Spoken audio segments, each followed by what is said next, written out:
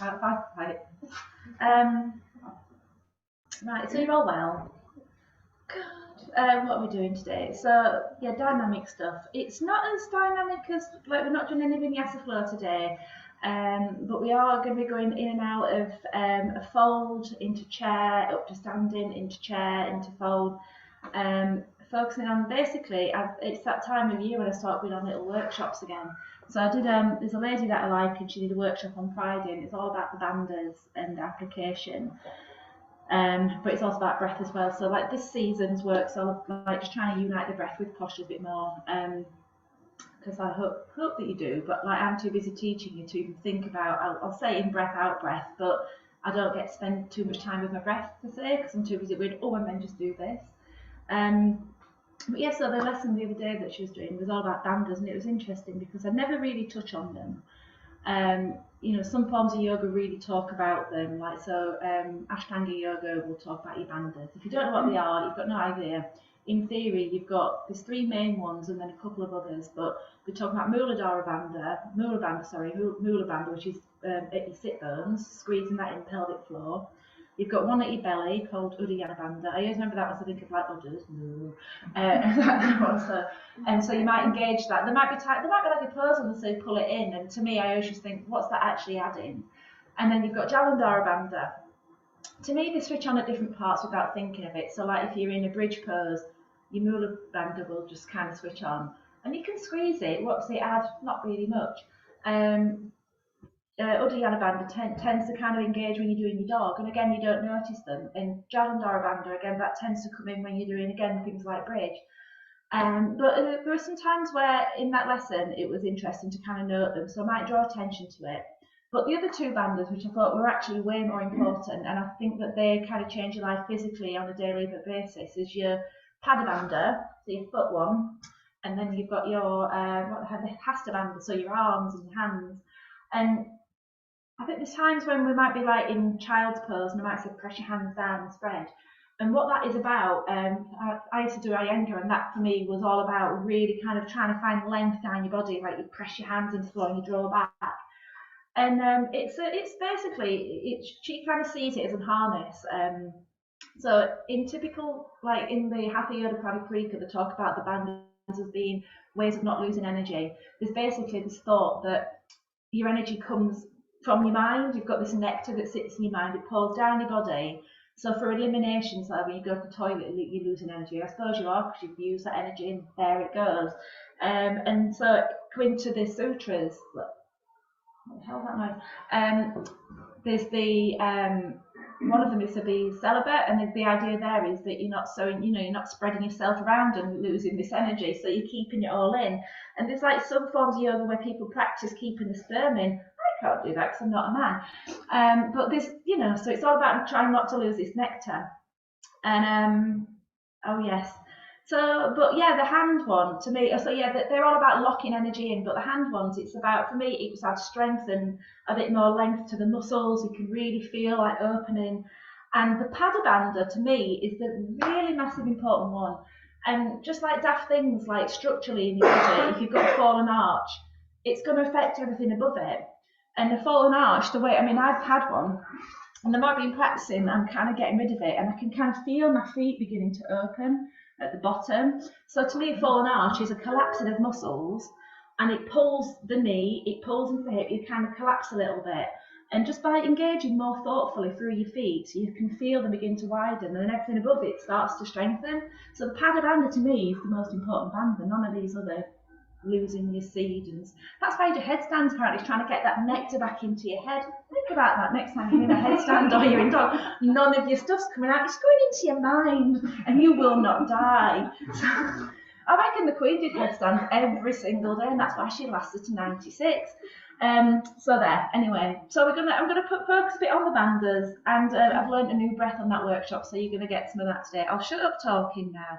You're just picking your feet. It's just tuned out. Right. Right. I do a lesson on Wednesday, and this girl just regularly just goes like that and then just lays down when I'm talking. Anyway, lay down and we'll start. So yeah, make yourself nice and comfy. And we shall begin.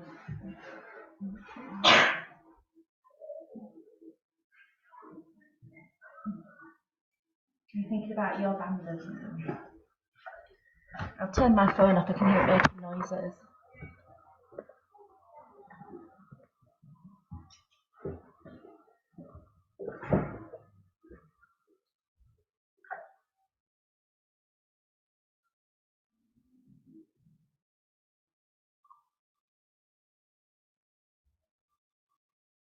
So beginning to sense the space that you occupy on the floor.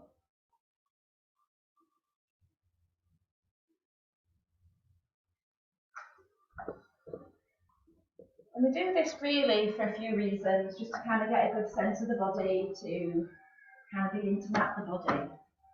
And to me, mapping's important. I think if you just do yoga by rote, you're not really going to learn a lot about yourself. So take this opportunity at this point just to kind of, see this as Shavasana, to rest, but also just to kind of look at the fine detail of what's going on.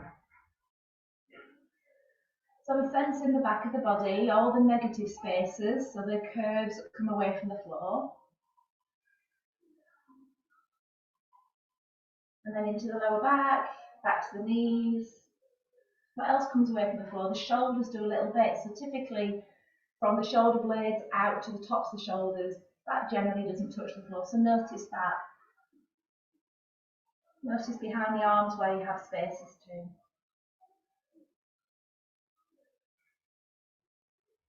And every time you breathe, you bring in the space from outside inside, so take that time to feel the breath come into the body, into the belly.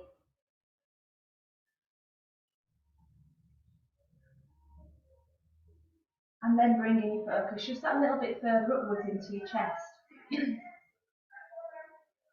So as you're breathing into your chest, we're going to kind of break down the breath in the chest into 3 parts.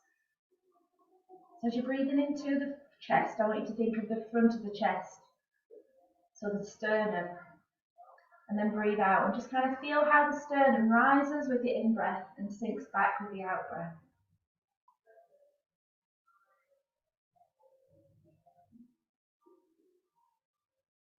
And then you have the side ribs. So as you're breathing in, the side ribs begin to fill with your breath. So you're breathing into your sternum, but then also just sense your breath going into your side ribs.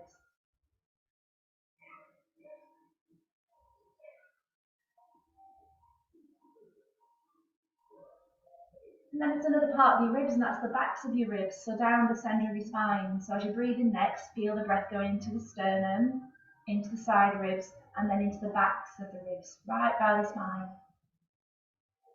And then as you're breathing out, you're just kind of reversing that, breathing out from the back, the side, and then the sternum.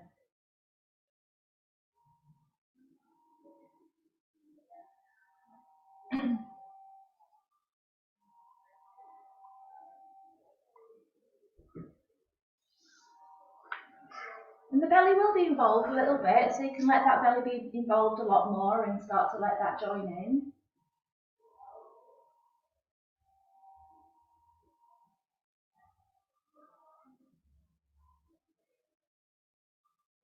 And then let the breath kind of fall into a more natural rhythm. You can choose to do ujjayi, or you can choose to not, whatever feels most appropriate. And so we're going to take our focus straight down to the feet. And I'm going to refer to the feet a lot in that Padabandha thing. I think it's nice to come back to that again and again. I do mention feet a lot in my lessons. So anyway, so you're going to stand your heels up, so your toes are pointing towards the ceiling, and I want you to think of spreading out between your big toe and your little toe as much as you can. And that is kind of like, from there you can begin to experience kind of the 3 corners of the feet, from that little toe to the big toe and all the way to the heel, so a little triangle. Spreading the toes out in this manner, it lifts the inner arch a little bit on each foot. And also kind of follow that movement up into your shins. You might feel that it's an engagement in the shins. So I mentioned breathing my fallen arch. I can feel on my fallen arch side, it feels different to the one that doesn't have it. You might experience something similar. Kind of wakes up all the muscles in your legs, makes the legs and all the feet alive. And then from here, we're going to scrunch those toes up really tightly as though you're making a fist with your feet. And then again, spread out your toes as wide as you can. Again, think of that sense of space from little toe to big toe.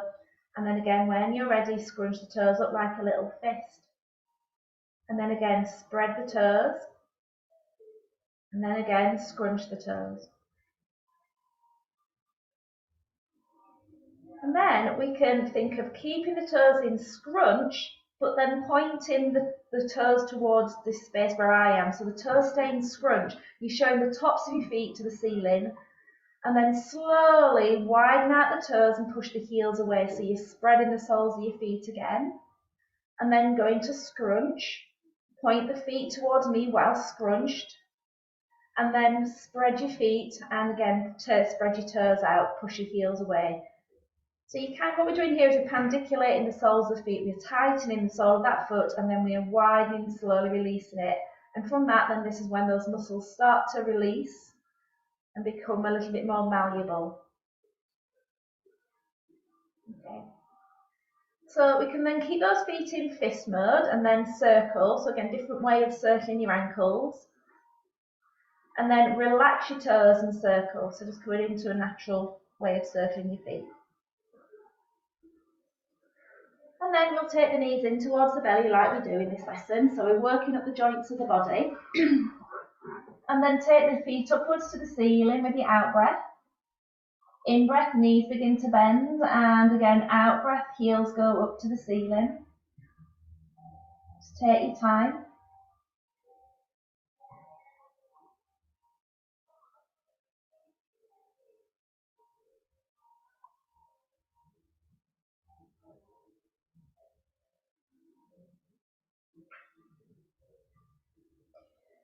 And then we'll place the feet down onto the floor just in front of your hips. So you're standing your feet up, knees pointing to the ceiling. Just have your feet roughly in line with your hips. We're going to raise the right leg up. So coming into those lovely little hip flexor movements I like to do. So just your right leg moves to ceiling. Exhale, lower the right heel to the floor. Keep that leg straight. Feel the tension in the hip and then raise the leg up again. And again, exhale, lower the heel towards the floor. Again, feel the tension through the front of the hip. Inhale, raise the leg up. So you're kind of shortening your hip flexors to raise the leg, and you are lengthening those hip flexors to lower the leg. And in that, we are strengthening. So you want these hip flexors to be nice and strong to enable the legs to come out and forwards, and that in turn will then begin to release the hamstrings.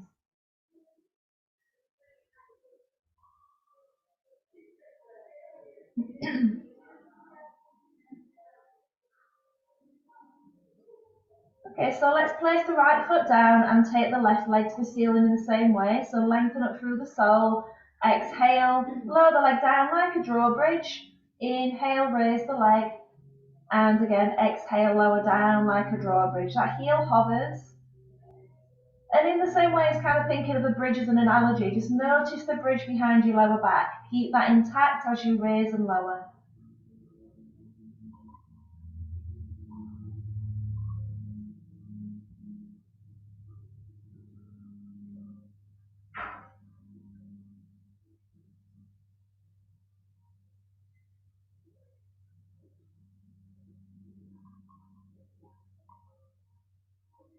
So bend both knees, place both feet on the floor, and we're going to do a little somatic movement that will hopefully release a little bit of tension through the middle of your body. So we're going to just keep the feet on the floor, hips are largely going to stay on the floor. Take an in-breath and tilt your tailbone forwards. That should look like lift your lower back up off the floor. Out-breath, just relax, let everything kind of settle and soothe. In-breath, you're tilting your bottom tailbone forwards and down into the floor, rotates the pelvis forwards, lower back arches. Exhale, let that movement go.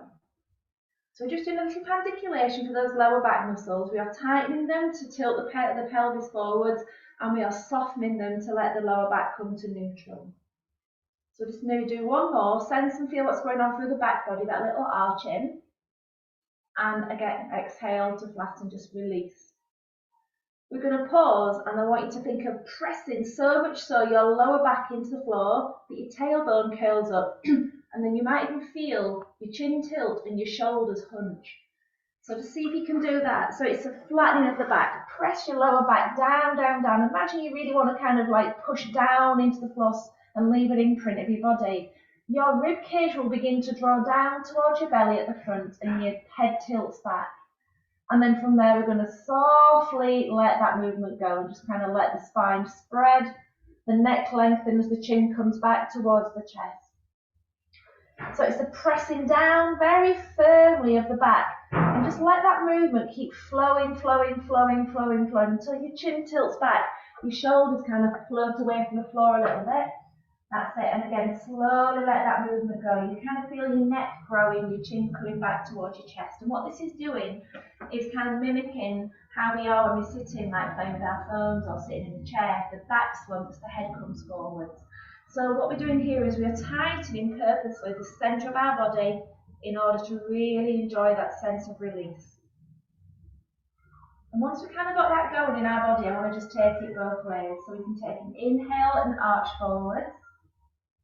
And then exhale, flatten, kind of curl yourself up in that little way, really tighten the front of the body. And then inhale, arching forwards. And again, exhale, flattening again. Just take that time just to go the opposite way.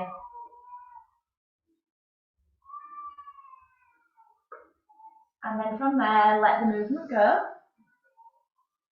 And we're going to come to seated. So to come to seated, take both feet to the ceiling. Lift your hips up, place your hands under your hips, drop your bottom onto your hands. Push your feet forwards, lift your head, roll to seated. And there we are. Yes, I'm thinking why we're going on to front, because we need to go on to front. So, I love that I'm wearing dark clothing on a grey mat, I'm very sorry. So we're going on to all fours. So we're going to bring focus into the Hasta Bandha, that hand bandha I mentioned. So spreading from your little finger to your index finger to your thumb, create lots of space and just push down through your fingertips. And you might notice from that, it doesn't just stop at your hands, that sensation. You can feel it in your arms. The sensation's going up to your shoulders a little bit. And then from that sensation of movement up to your shoulders, keeping the arms straight, drop your chest. So you're coming into a place of under support. So your chest is hanging between your arms. And then from that place of under support, push, push, push, push, push, push, push with your hands until your chest goes right up as high as it can go. So your shoulder blades slide right across your back. And then again, we're going to sink down. So we're going into, it kind of feels a bit like cow-like. Your tailbone can float up, your head can float up, and you look forwards. And then as you push into your hands, and that ribcage goes all the way up to the ceiling, dropping your head, you're kind of going into a bit of a cat. It's a long cat, isn't it? It's not quite curled cat. And then exhale, sink down, moving into what feels like a cow. And then again, pushing with your hands, sinking into what feels like that cat, and again, to let your head drop forward. So it's a very long cat. Use your hands now to push your bottom back to your heels. So you might be walking your hands forwards, you might be walking your hands wide a little bit, and then come back to this Hasta Bandha. Spread the fingers. Imagine that, I don't know, you're on a Hollywood Walk of Fame and you're suddenly famous for, I don't know what, you can think about what you're famous for. And you're pushing those hands down into that wet cement. And your wrists are off the floor. You don't want an imprint of your arm, do you? So your wrists are off the floor and your elbows are off the floor. And you can feel the power from that hand going all the way down into your shoulders and from that down into your spine. So you're keeping the energy of that push into your hands. And once you're there, bring your focus back into your breath and the swell of your breath between your ribs, into your spine, into your armpits. And then we take ourselves to all fours. So we push with the shins, keep those hands roughly where they were, shoulders are going to come forwards over the wrists and then maybe you can reposition. And then we're going to go forwards. So start to take your shoulders forwards, press the tops of your feet into the floor this time. And just before going down into a full cobra, just kind of hang. Feel what's going on in your pelvic floor. So your Mula Bandha is switched on actually automatically. You've got strength through your pelvis. So I want you to bring your heart forwards, push into your hands. So we're taking this into back bend, and then bend your elbows and come down to the floor. So I'm not going to rub my nose on this floor, but you can rub your nose forwards, slide your nose forwards, look up with your eyes, moving into baby cobra, so using the back muscles. Then push with your hands, and then hinge back into your child. Come back to Hasta Bandha, spread those fingers, press down through the palms. In breath here. Out breath here. In breath, pushing with those shins, rounding up through cat. Come to neutral and then push the tops of the feet into the floor. So again, feel the strength through the thighs that comes into pelvic floor, bend the elbows, come down. So what this is hopefully doing is taking out the compression element of coming down to the floor. Inhale, sweep the nose, rise up, look to the ceiling, and then push with the hands and hinging back. Hasta bandha, spread the fingers, keep those palms active. Inhale, rising up, floating up. Exhale, push the tops of the feet into floor, Mula Bandha. So you lengthen up and then bend the elbows, come down. Inhale, rise up. Exhale. Inhale, push with hands. Exhale, sinking back. And inhale, rise up again. We're just going to do this one more time. Again, push the tops of feet into the floor. Feel the strength. So we're lengthening first before we go into back bend. Sweep up. And exhale back. So let's go to all fours and take ourselves towards a dog. And I'm not good. There's variations on dog. I'm sure the lady the other day was calling this like something like a cat dog. It can't be a cat dog, but it's not a dog as you think about it. So a dog as we kind of always kind of taught, trying to find the best way for you to see it is you're pushing up. I used to do what's it called? I used to do Ashtanga, and used to, like my heels go to the floor, so that's happy days for me. I don't find that a problem. I think I should be further away, so I have to work harder. But typically speaking, the dog in all the books that you tend to see is straight leg, straight spine, and that asks a lot of everybody. It's not achievable for everybody. I'm hypermobile, so I used to cheat and drop into my chest a lot. So this dog takes away any cheating. It takes away, like, not normally speaking, but a lot of people will straighten their legs and this will happen. Or they might straighten, or they might be pressing back and all this kind of stuff.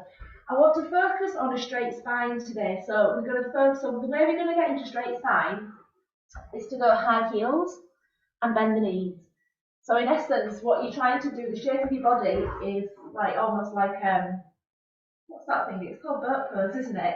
So when you're doing boat pose, you're not trying not to round, you're trying not to bring that heart forward. It's neutral, and those hands are up. So you're going to be on the balls of your feet, knees bent, trying to create this really sense of length through the spine. So, when you're ready, tucking your toes under. Oh, look, I've got my bottom to the camera on this one. I don't know where to be, like a dog trying to lie down.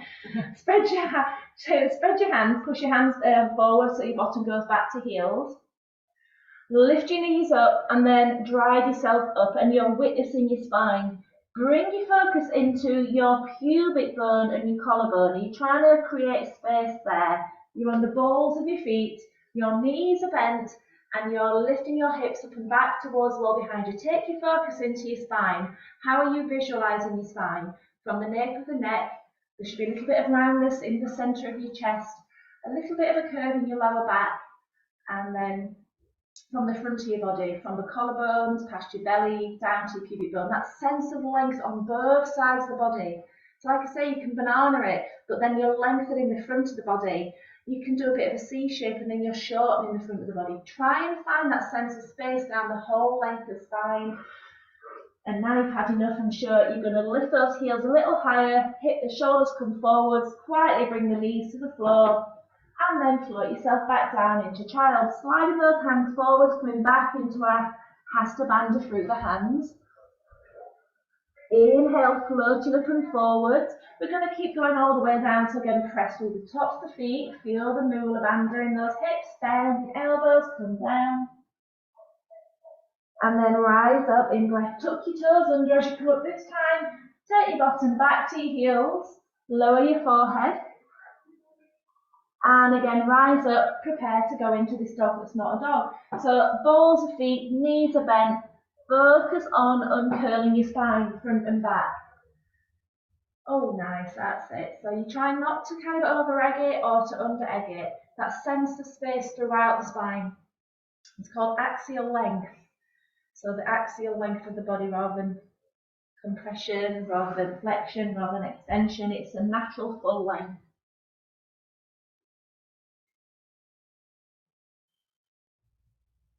And then again, one more time, lift the heels, float forwards, bend the knees, and when you're ready, exhale, sink back. Inhale, coming up and coming all the way down, press the tops of feet, feel the moolah and then sink down. Inhale, rise up, baby cobra, tuck the toes under, pushing back, sinking down. And again, rising up, all fours, finding again this weird kind of dog that's not a dog. Just staying here for 5 breaths.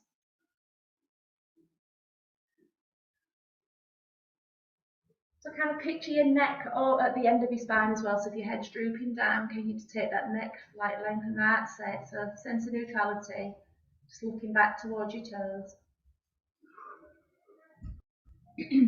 So let's look towards our right hand and then we're going to step that right foot there. So you can always drop a left knee if you want to. Take that right foot forwards, keep your left knee lifted.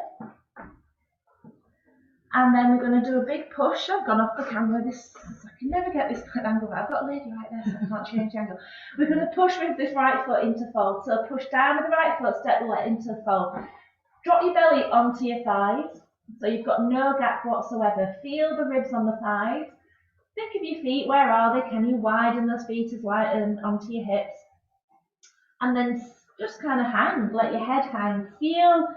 Just bring your focus into the front of your body from your forehead to your pubic bone. There's a little curling of it. Your ribs has crept towards your pelvis at the front a little bit. Your back is lengthened and rounded. And so we just did that dog where we had a very straight spine. So I just want you to now think about the crown of your head and just in fact the back of your head. Imagine someone's got a balloon attached to it. It's got helium and your head is going to float up to the ceiling. And as you do that, you feel the neck coming with it, and then you can feel the rib cage coming with it, and your spine is slowly beginning to lengthen. Take your hands to the shins to support yourself. So we're coming into a lengthened and neutral spine. So it's in your mind's eye. Focus on your lower back. Focus on the neck. Keep the knees bent so we're not straining there. And then from here we're going to exhale and just let ourselves flop back down into our fold. So we're going from flexion, this kind of fold now, we've got length through the back, relax through the front, into neutral. So float your head again, imagine it going towards the ceiling, it brings the neck, it brings the rib cage, take your hands to shins to support. Keep those knees bent, and then we focus now on that Pada Bandha again, on those toes, spread the toes. You're kind of pushing down without realising into the little toes. And then you can feel that travelling all the way up into the hamstrings. And then again, exhale, sink down. Focus again on Pada Bandha in this position. Spread the toes, press down. And then one more time, we're going to float that head up. Feel how the spine begins to lengthen from within. Hands come to shins to support. Bend your knees some more. We're going to move into chair pose. Place your hands on your thighs, straight. So again, you're taking that seat now. From here, take those hands towards the sky, push down to the feet, rise up, and there we are back to Sandha. This is actually called Hasta. What is this called?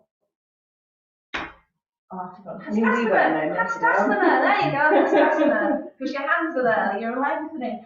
So from Hastasana, death nails going. We're going to bend those knees. So you're keeping the front of the body nice and long, so bend the knees, kind of perching. From the front of the body to pubic bone, reach the hips back, so we're not shortening the back. So watch your back with this one. The back tends to play games. It tends to either want to slump forwards or arch. So you're sitting down into your chair. We're going to then slump. Belly comes down onto these thighs, sink down into fold. And again, lead with the back of the neck. Head begins to lengthen. And that heart begins to come up, taking those hands forwards, take the seat down into your chair, push down with those legs, rise up, Hastasana. And again, exhaling, sinking down. Again, find the chair that you like. Starting to find a chair that you don't like, so you sit back a little deeper. And then a chair we all like, unless you're on a chair, aeroplane and they ask you to do this, you wouldn't like it, then slump down. I do not ever want to do this on a plane. So let the crown of the head begin to float up, neck begins to lengthen, rib cage begins to lengthen, taking those hands up, moving into squat, pushing down through the feet, rising up, and then we'll call that quits, bringing your hands to heart centre. In Pada Bandha, we've got a love Pada Bandha. Brings you so much focus into how you use your feet. And yeah, just out of interest, are you noticing anything about your feet? Is it just me with fallen arch? I do see people's feet, I'm really jealous of them. I said, so yeah, but yeah, it finds it's waking up muscles that just get dormant because they're not used. So anyway, we're going to move into moon salute. Sorry, but you know it. You've done this before now this week. So moon salute is pretty evil in sequencing purposes, really. What have you done it before? It's that one where we stand at the front of the mat, we do some waving around, and then from the front of the mat we turn out, and that's the one that always freaks people. It will freak you out, and nobody starts screaming. But you kind of, typically speaking, in a yoga lesson, everything's to the front of the class. You do a warrior, you come back, but there's a bit of turning around in this sequence. So what I'll get you doing is doing it one way, coming back to the front, going the other way, coming back to the front, and then we'll do it quicker. So we will firstly start with a pivot to the chairs, and that's a pivot to your sofa and your window. And then when we come back the other way, we're going to pivot towards the alcoves. So go into the front of your mat, and we'll begin. God, I've got no head. I need to put a chair here, and then you can see my wrinkly face. You get head on and no feet in this lesson. Anyway, so feet are roughly under your hips, bringing your hands to heart center. We'll move back to our breath, because I did say it was a focus, so just spend some time with your breath.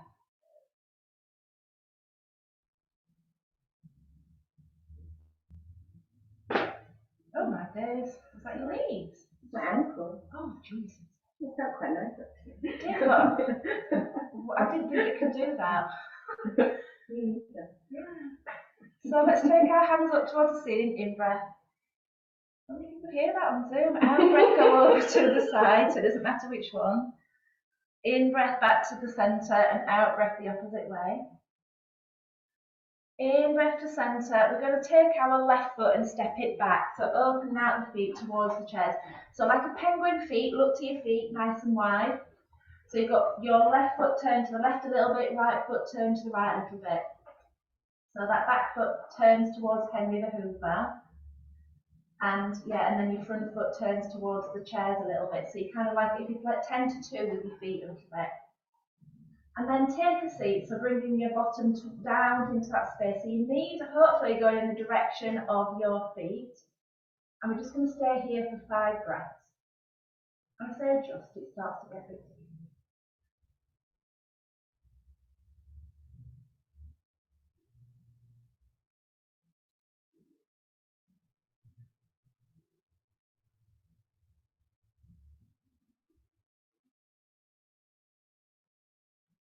And then from here, straightening your legs, looking towards your right foot at the front of your mat.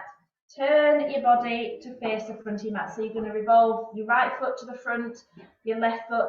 So everything faces forward. So if your back foot has a tendency to turn in, can you kind of step it as though you're walking, but you're stepping kind of over a puddle. Right hand goes to the left hand goes to the lower back, right hand reaches. And as we just did in that fold, we're going to try and maintain the lift through the chest. So from the collarbone to pubic bone, we keep ourselves strong here. The front knee isn't locked, and we exhale and come down. So you're keeping the front of the body long. Take your right hand to the shin or to the thigh, and then turn the chest into triangle pose. So that left hand moves toward, the left shoulder moves towards the ceiling, the left hand moves towards the ceiling. Spreading fingers, keeping that front knee nice and bent, that's it. Moving to triangle pose. So my triangle's not iron triangle. So it's a kind of fold with a twist.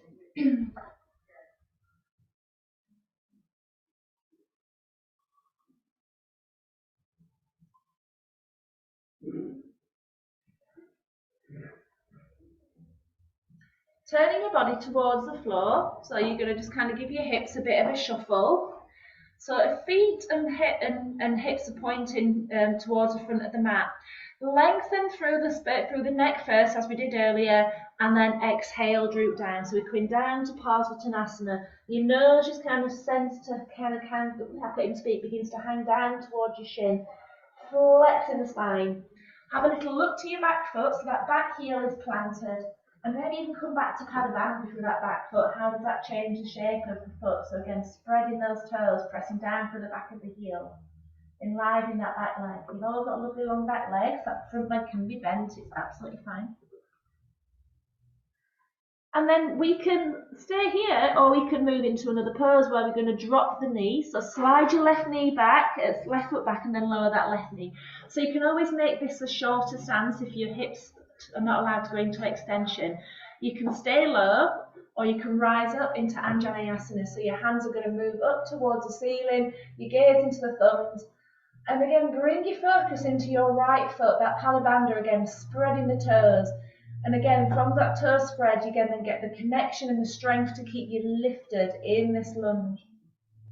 So again, if you're feeling steady, the hand can come down, but keep that heart sense, that sense of space through the front body.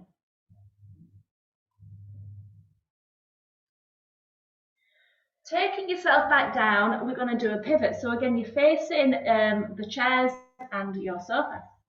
So lift your back knee, spin the heel in, which turns the body a little bit. Walk your hands around, turn your other foot round. Bend your left knee and walk yourself over to the left. Push off the left foot, bend your right knee, walk yourself over to the right. Push off the right knee, walk yourself over to the left. And you're doing this with your own breath. You might want to be a bit more dynamic, placing the hands on the lower back like a speed skater. Spine straightens as you do this. But if you need that support, then you keep those hands rooted. Inhale, push. Exhale, sink. Inhale, push. I'm hoping that's a floorboard and not a knee. Exhale, sink. So as you, is it a floorboard? Floorboard. Thank God. Push and turn yourself to the front of the room. Drop your left knee down, and there we are back in our little lunge at the front. So again, staying low if that is more appropriate. Inhale, rising up, 5 breaths, Anjaneyasana. Gaze into the thumbs. Awareness down into your front foot, Padabandha, through that big toe, little toe. Lengthening up through the entire spine. And you can always gaze forwards if that is better for the neck.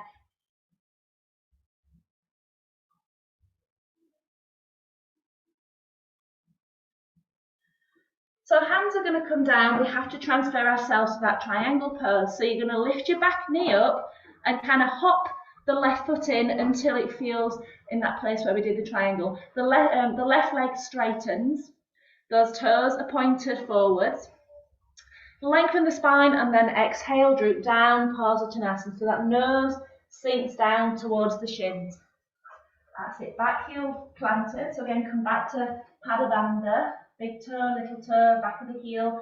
So if your heel is lifted, step it forward slightly, ground through that foot, that's it. So again, to me, I do Scaravelli yoga for a while, and then that back foot is your rooting force, and from that, everything can then flow from it, can grow from that planted back foot. So stability through the back foot is really key.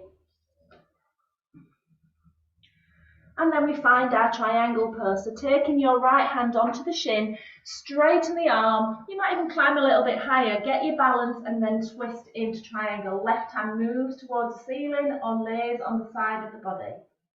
5 breaths. And again, that back leg is straight. And again, it's something that you feel is the support for the body. Feel its rooting force.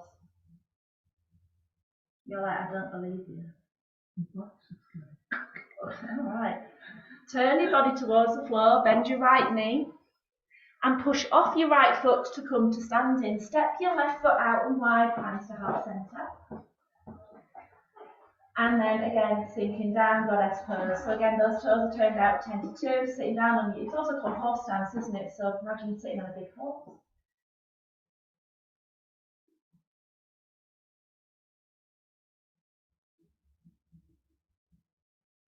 And then move back to the front of your mat. So push, turn, and pause. Hands are going to move back up towards the ceiling. In breath, out breath, drift to the right. In breath, centre, and out breath to the left.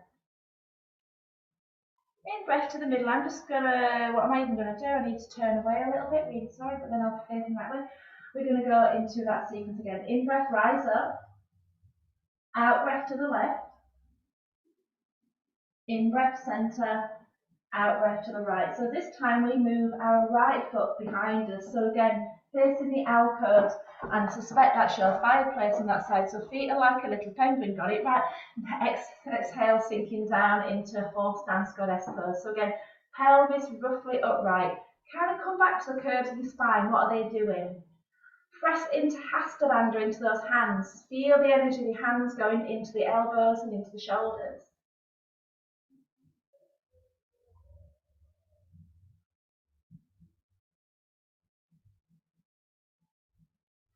Straighten the legs and then pivoting towards the front of the mat. So as I'm doing that, I'm not just pivoting the back foot, I'm kind of stepping.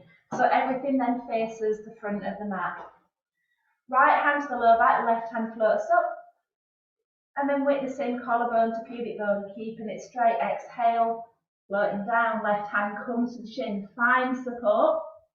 And then turning the chest out to the right. Right shoulder moves back. And again, we have the option of floating the hands up. Check the front knee. So if that front knee is locked, please bend slightly.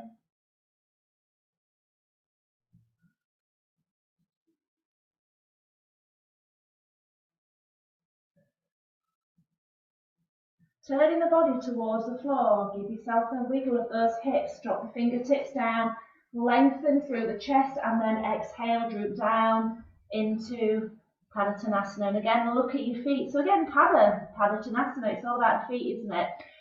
Look at your back foot, spread those toes, feel the heel pressing down. Front knee is not locked.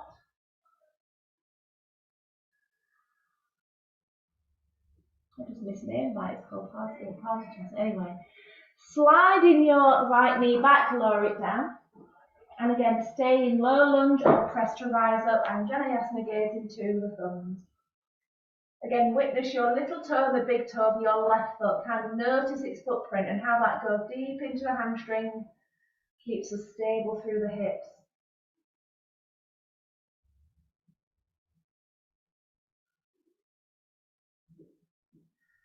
And then coming down. So, lift your back knee and spin the heel in, which turns your hips towards this the direction of travel. Pivot your left foot to the right, and then you're going to bend your right knee, hinge back. Inhale, push back to center. Exhale, bend the left knee, hinge forwards. And again, if you want to be a bit more dynamic, take the hands off the floor, place them on the lower back, and let the spine begin to straighten like a little speed skater. Push off each foot. If only I could speed skate.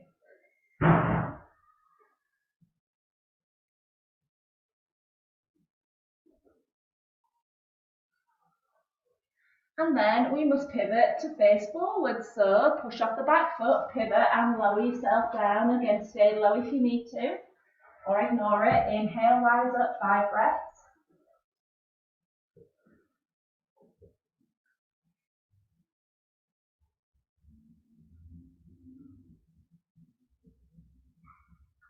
Taking yourself down to find this Padottanasana that I've misnamed. So you can lift the back knee, slide the back foot in, get your ground in. Lengthen through the spine and then exhale, droop down. 5 breaths. That's it, that back leg is straight, the back heel is planted. That's it, straighten out the back leg, let that be your rooting force, front knee can bend.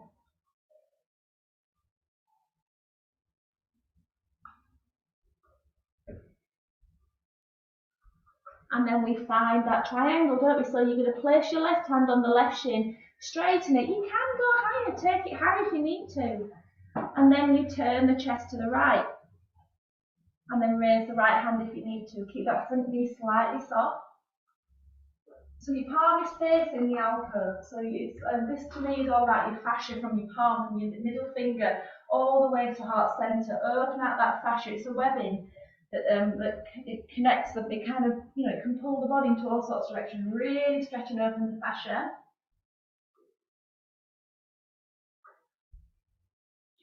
And then turn the body towards the floor, bend the left knee, push yourself up, and then you're going to pivot those feet towards the alcove like a penguin, hands at heart. Exhale, sink down. Again, 5 breaths. Come to Hasta Bandha, spread the fingers, press deeply into palms. Notice how that energizes into elbows, into shoulders. You can kind of feel your shoulders sitting deeper onto the backs of the legs, floating almost. And then we're going to turn towards the front. So push off, spin, taking those hands. We're going to do a quickie now. Exhale to the right. Inhale, exhale to the left. So we're going to take our left foot back, spin towards the chairs, moving into our goddess. One breath, exhale. Inhale, straighten. Pivot towards the front of the mat and exhale. Right hand moves up, in breath. Exhale, triangle pose. Inhale, turn towards the floor. Exhale, Parsvottanasana. Inhale, lowering the left knee, slide it back. Exhale, Anjaneyasana. Inhale, hands come to the floor, lift the back knee, pivot, and just go with your breath for a few moments.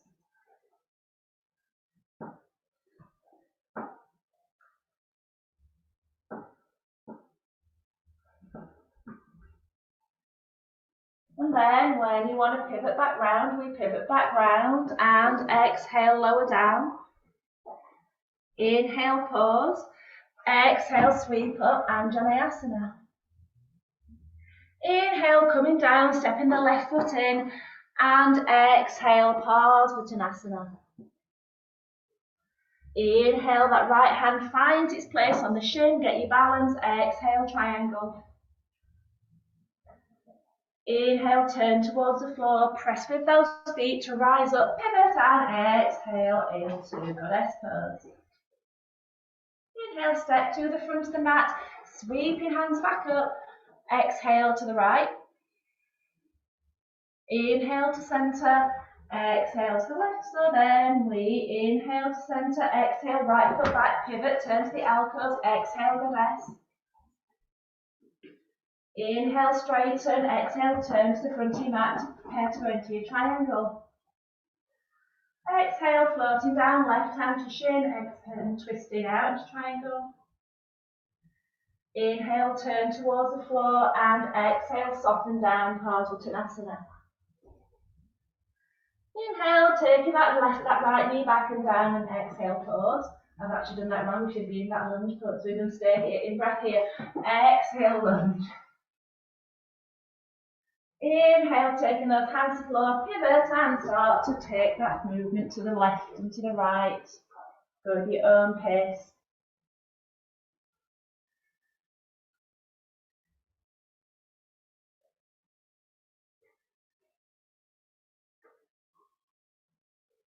Pivoting back towards the front of the mat with your in-breath and out-breath, lower the knee. I have no idea where to pee on this position. Inhale, sweeping up, in-breath, out-breath. And then in-breath, taking yourself down, out-breath, taking the heel to the floor. In-breath, lengthen, and out-breath, sweep down, Parsvottanasana. Inhale, that left hand comes to the shin, and out-breath, triangle. In-breath, turn towards the floor and prepare to push up, sweeping out those heels, and out-breath into our goddess. Turn towards the front of the mat, in-breath, out-breath. Doesn't matter which way you go, in-breath, out-breath. And there you go. Well done. So there. So we'll come down. Actually, I've been making people do balances, but we're running out of time. Do you want to do balance? Do you want balance? You don't have to balance. It's up to you. So the moon salute, the reason I did it is that there was a new moon this week. Trying to wonder if there was a time for equinox, but I don't think there was. I was getting confused with equinox. So basically, equinox is like mid-season, isn't it? I think. Yeah. And I'm thinking, oh, the days and the nights. I said, no, that's something completely different. That's like that thing in the winter. So yeah, there's no. I was doing sun salutes and moon salutes, and I realised I'm doing my lessons wrong this week. But yeah, the new moon. So there's only one other pose that I know of that has got the moon in it, and it is so there's crescent moon pose, which we've kind of done a version of. Crescent moon pose is like the one on the floor with the knee lift, is massively extreme, and then the other one is half moon pose, which is a balance. And it's massively extreme. What would you rather do, crescent? Actually showing the both. I will be your yogic guinea pig, like that woman you were telling me about. So, I think we did it the other day, didn't we? We did it in the lesson on Wednesday night. We did it. So, do you know what? I might do crescent moon for you. This is half moon, Two ways of doing it. I like going into it from the floor, walking forwards and turning. I think a lot of people don't like it coming into the floor because of that movement. And then there you are. Another way you can get into that is to kind of go from like a warrior into it. But then there's always a tendency to kind of go, oh, got it, collapse.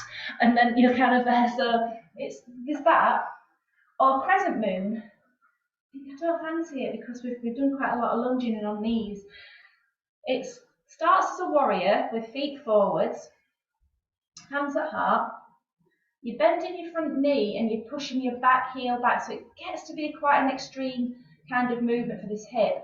And then I've seen it where people are like, really bring that, and I think, you're making a crescent with your spine, so it's quite a lot of work. What would you rather do, crescent or half? Oh. All right.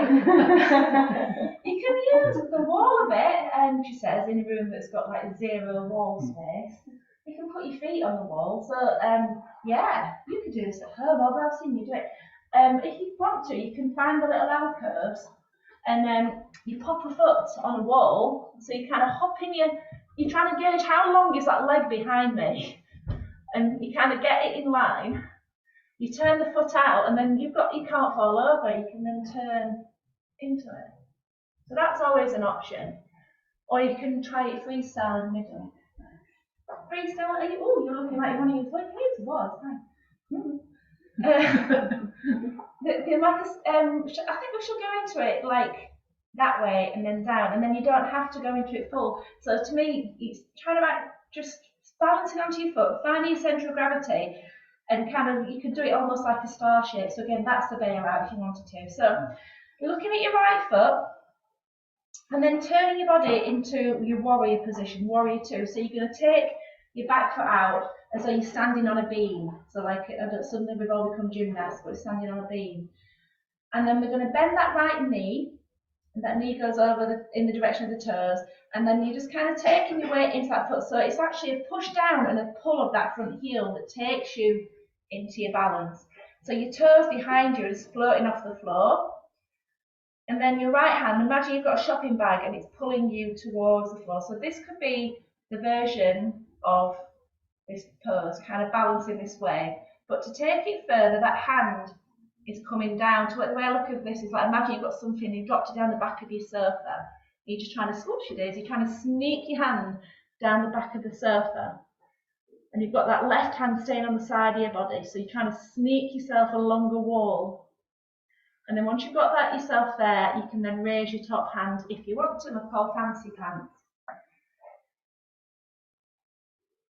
Like it. So again, you don't have to go all the way down. And then when you're ready, come back up. Way less aggressive than the thingy bubble one. So if you do it the other way, I like going into it, but there's that turn and there's a big push and people tend to not enjoy it. So should we go the other way again? So left foot forwards and turning your right heel out again like you're standing on a beam. And then like I said, that front foot to me, it's a push and a pull to pull you into it. She says, hold on. So your back foot is nice and light. You could, like I say, you could stay here, you can widen your hands, experiencing it in this way. And then you take the foot off, and again, you can experience it this way. And then, like I say, I'm imagining that there's something down the back of my sofa. I'm just going to sneak down along that wall, get the hand towards the floor, there it is, and you're reaching up. And again, that top hand can stay on the side of the ribs if it wants to. So you're trying to keep, again, that sense of length down your body, trying not to hinge and curve the spine. That's what you're doing fantastically. It's a massive balance. It is huge balance. Like I said, the moon, when I think of femininity, I think there's nothing feminine about these poses. They're huge monsters of poses. All right. Shall we stop doing monstrous poses? Shouldn't we? And come to the floor. Well done. Right, so we're going to ease it off now and do some twists. And they're not crazy twists either. It's a somatic twist. So yeah, I'm doing workshops. So I did that one on Friday, and then the last 2 weeks I've done workshops about pelvic floor and somatics, and this one's all about your neck and somatics. So posture, yeah, it's governed by our reflexes and the things that we do and the tension. Like today, I was like, when I came here from thinking about kitchens and all the work I was going to do and whatever. It was very tense.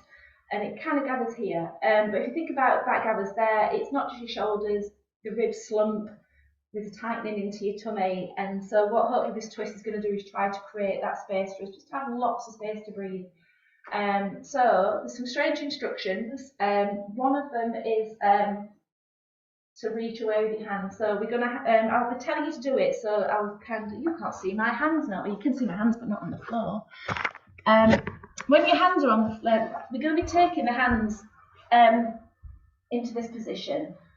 If you're like this, I'll be cross. I want your hands to be there. So your hand might be here, and I'm going to be asking you to reach for it, something. So like, I don't know, imagine that you've fallen off a cliff and your phone's there, and you're like, oh, I'm going to reach for it.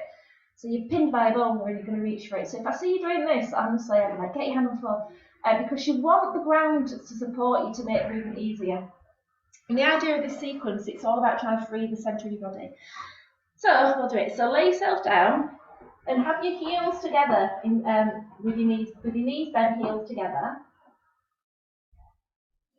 And then cross your right leg over your left leg. So now your left heel is kind of really in line with your spine, isn't it? It's not to the left, it's kind of central.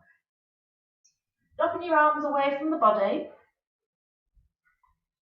Just think now of your left foot and your little toe on that left foot. And I want you just to peel that left little toe off the floor. And it'll start to rock your knees to the right. And just allow the knees to fall to the right, like a tree that's slowly falling to the ground. And then to come back, stand the foot back up to the middle. And relax. And it's a big movement, so you don't have to go so far. So if you aren't allowed to take your knees like into certain positions, just go a little bit over. I'm not asking you to take knees to floor and to pin. It's just about letting gravity take you over. So again, you don't have to go to full range, and I would encourage you not to go to full range, just to go maybe a bit towards it, and then standing your knees back up and your feet back up. And you're trying to keep your back in the ground as much as you can. Try not to let it arch away. Kind of feel yourself tipping to the right. You're kind of pouring your weight towards that right side of your body a little bit. And then again, stand your feet back up. And then do it again. So try your very best to let the movement come from the feet. I knew just then I did it from my knees. So I'm going to tilt the feet, let the feet tilt me across. Standing your feet back up, pausing, keep your knees crossed, taking your arms up overhead, over your chest. So steeple, going into that Hasta Bandha thing. So you're going to spread your hands, glue the palms together, glue the fingers together, keep your elbows straight. And just to check your shoulders out on the floor, I want you to reach your hands up closer to the ceiling. You'll feel your shoulders slide across your ribs, your back will press into the floor, and your shoulders will come off the floor. From there, just keep those arms straight, but let the shoulders and the ribs come back to the floor. And I want you to keep the shoulders on the floor, well, not for the whole movement, but to start with. From this place, take your hands over a little bit to the left, and just let the hands stay glued. Your right elbow will move to the right. Your right shoulder will come away from the floor, and you just kind of tilting yourself a little over to the left. Keep your arms straight, keep your hands glued, and then drift back to the middle. And look at your hands as you do it. So let your head turn as you take your hands over to the left. So hands are glued, arms are straight. And again, you're taking them back over to the middle. If your hands are over your head, bring them over your heart. That's it. And again, hands are glued, arms straight. Just take them a little bit over to the left, so you've got that little bit of rotation through your ribs. Notice where it starts. The rotation starts above your belly button. So like this idea that our posture is governed by the centre of our body, kind of tightening up. Okay, so we've done enough of that, and all that is all about doing is just kind of freeing up the ribs a little bit. Let your hands fall down by your side. And then take your left hand and slide it up over your belly, up over your chest, up over your face, onto the floor. And then just kind of let it slide away, lengthening from the armpit to the palm, and just let it relax onto the floor. So this is where we're going to kind of do that reaching thing. So So let's practice the reach, shall we? Turn your head towards your left armpit and then slide your left hand away. Imagine that you want to reach for your phone, you've been crushed by a boulder. And then from that place, just kind of let go of the idea of reaching and just soften back. Maybe you're tired. So the arm's not, you're not moving the arm away from where you placed it, you just kind of rest.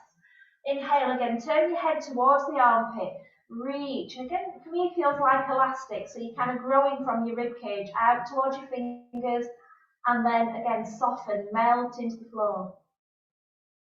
We'll add in the knees now.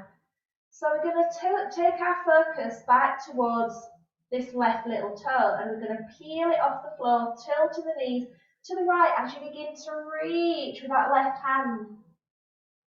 And then soften, let go. Bring the knees back to the middle. So the knees are going to fall to the right, sliding your left hand as you go. Again, imagine you want that phone, you're desperate to escape my class. You're going to call for the ambulance, and then again you're going to exhale, come back to the middle. So just kind of feel yourself unknotting from the belly to your hands. So again, pause in between and take the knees across to the right, reaching with that left hand, spread the fingers, sense yourself reaching from that heart, from the middle of the body. Exhale, pause in that place, and then come back to the middle, drop your hands down by your side, untangle the legs, and then we've got to do the opposite side. So again, feet are going to be together to start with. Crossing the left foot over the right. So again, your right heel is roughly in line with your spine. And then your little toe is going to peel off the floor, sending the knees over to the left. And again, don't be tempted to push into pain or anything like that. Stand the foot back up to come back to the middle. And again, if you want to go less, go less. Less is more sometimes. And as my teacher was saying to me the other day, the slower you go, the more you'll show. So again, slowly let the leg come across.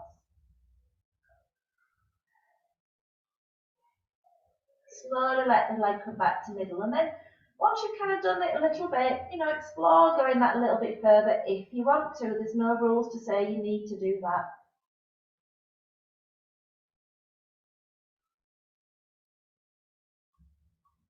So we take our knees back to the middle, we keep them crossed, bringing those hands up in front of us and making steeples.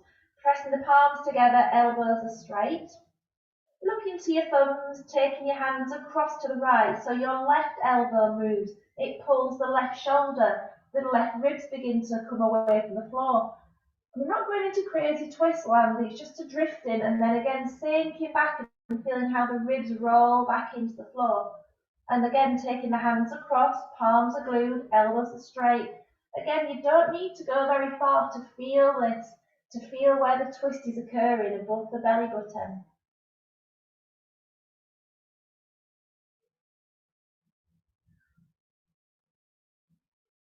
And then settling down, dropping your hands down by your side.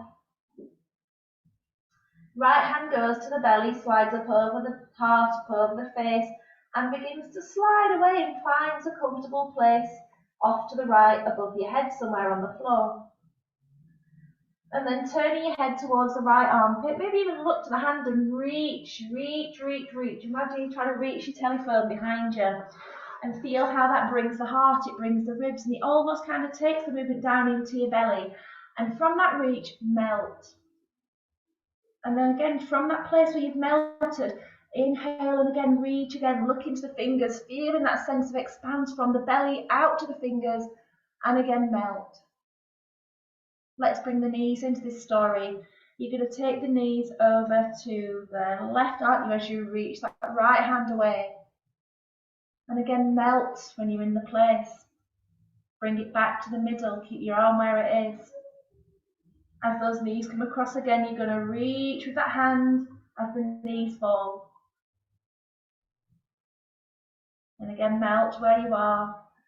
Inhale, bring it back, and we'll just do one more. So it's just this idea of untangling from the middle of the body.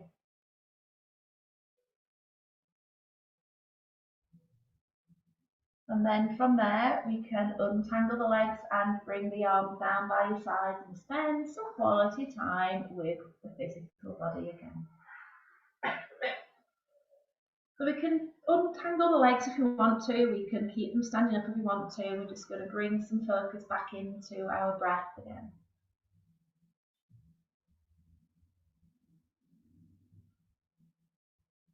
Kind of just noticing where your breath is sitting in the body. Where has it organised itself? Where does it need to be? So typically speaking, when you're relaxed, it's in your belly. When you're stressed, it's up in your chest, and I guess that's why we get that neck ache and so on. Notice where it is.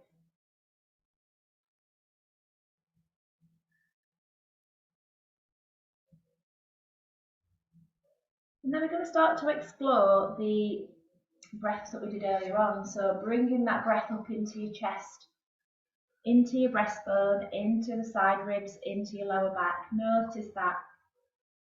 Can we make that an organised breath? Sternum, side ribs, back ribs. Breathing out, back ribs, side ribs, sternum. So go your own rhythm. Try not, you could make it in 3 breaths, but I'm seeing it as a whole breath, but it's just in 3 parts.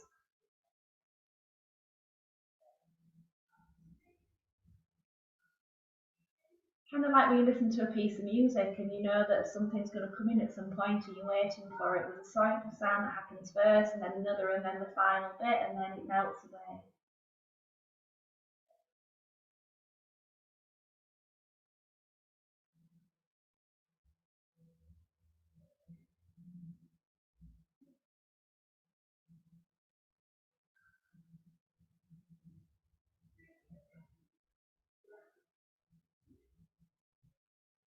And we do this breathing all the time, but we just never paid such attention to it, and that's why I wanted to explore it this way. It really does, without asking you to do anything, your attention's drifting away from the outside world. So we can bring the belly into the story, so whenever you want to, just send your breath downwards into your belly and let that expand and let that contract. And just maybe do a few breaths, 2 or 3 breaths just into your belly. Releasing down into your bowel area, down into your pelvic floor, let that kind of be felt as well.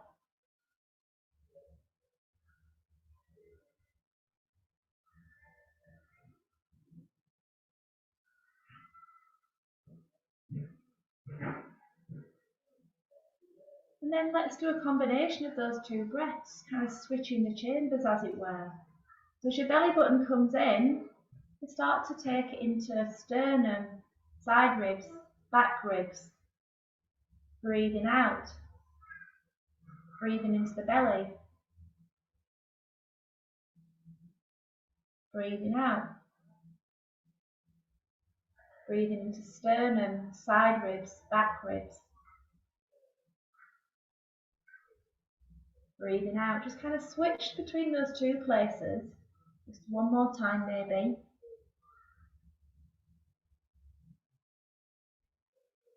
And then start to take it into what is actually full yogic breath. So all we've done is just create a space for it to occur. So the belly begins to rise, then does the chest. Feel all the aspects of your breath.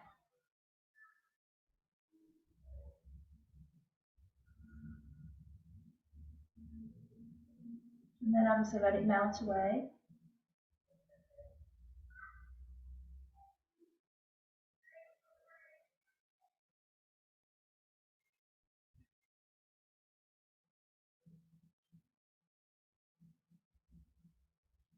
And then from there, just allow everything just to kind of melt into a natural rhythm.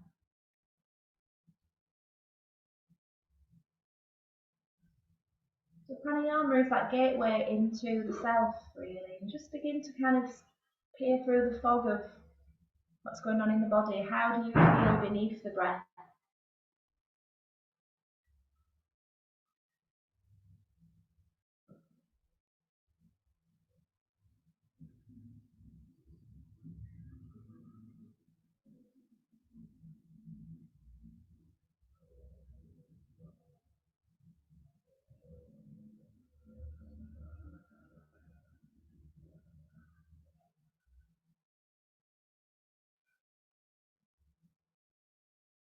And then taking your knees in towards your belly, give yourself that little bit of a hug that you always kind of want to do. and then finding a good way to come to seated. I should say creative way, and I'll give you marks out of 10 at the end. Thanks. I'll stop the recording. Only don't put end. I don't know what happens when you put